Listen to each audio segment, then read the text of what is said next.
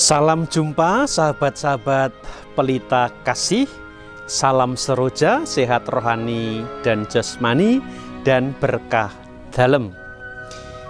Hari ini kita mengawali hari dengan merenungkan sabda-sabda kudusnya.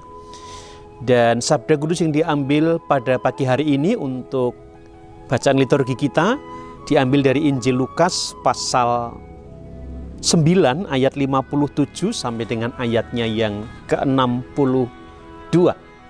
Karena ayatnya tidak terlalu panjang, izinkan saya membacakannya.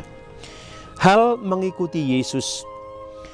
Ketika Yesus dan murid-muridnya melanjutkan perjalanan mereka, berkatalah seorang di tengah jalan kepada Yesus, "Aku akan mengikut engkau kemana saja engkau pergi." Yesus berkata kepadanya, "Serigala mempunyai liang dan burung mempunyai sarang, tetapi anak manusia tidak mempunyai tempat untuk meletakkan kepalanya." Lalu ia berkata kepada seorang lain, "Ikutlah aku." Tetapi orang itu berkata, "Izinkan aku pergi dahulu menguburkan Bapakku." Tetapi Yesus berkata kepadanya, "Biarlah orang mati menguburkan orang mati, tetapi engkau pergilah dan beritakanlah kerajaan Allah di mana-mana." Dan seorang lain lagi berkata, "Aku akan mengikuti engkau Tuhan, tetapi izinkan aku pamitan dahulu dengan keluargaku." Tetapi Yesus berkata, "Setiap orang yang siap untuk membajak tetapi menoleh ke belakang tidak layak untuk kerajaan Allah." Demikianlah Injil Tuhan. Sahabat-sahabat pelita kasih, apa reaksi atau kesan sahabat-sahabat terhadap sabda ini? Mungkin ada yang mengatakan, Tuhan kejam sekali, Tuhan jahat sekali, Tuhan keras sekali. Mengapa tidak mengizinkan orang untuk menguburkan orang mati? Apakah ini tidak bertentangan dengan ajaran Tuhan yang mengajarkan tentang cinta kasih?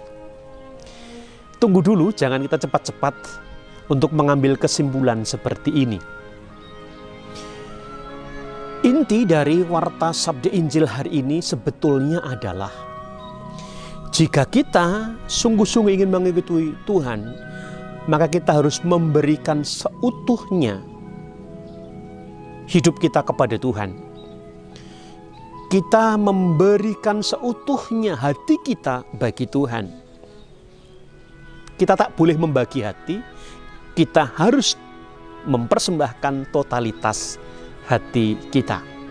Ada 3 karakter di dalam Injil ini yang ditampilkan. Karakter orang yang pertama adalah dia ingin ikut Yesus tetapi ingin tahu di mana tempat tinggal Tuhan. Dan Tuhan mengatakan tidak punya tempat tinggal, untuk membaringkan kepala pun tidak ada. Yang kedua ingin minta izin untuk mengubur orang tuanya yang meninggal. Dan yang ketiga meminta izin kepada keluarganya. Tuhan tidak bermaksud untuk melarang orang untuk berbuat baik kepada yang menderita, yang sedang bersedih, yang sedang mati.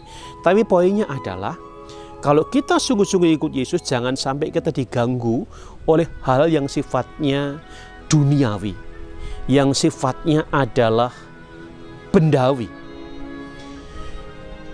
Ini adalah sebuah gaya bahasa Tuhan, sebuah kiasan yang intinya adalah, kalau kita memang sungguh-sungguh mau mengikuti Yesus, ya kita harus menerima seutuhnya apa yang dituntut oleh Tuhan melalui sabda-sabdanya, melalui ajaran-ajarannya.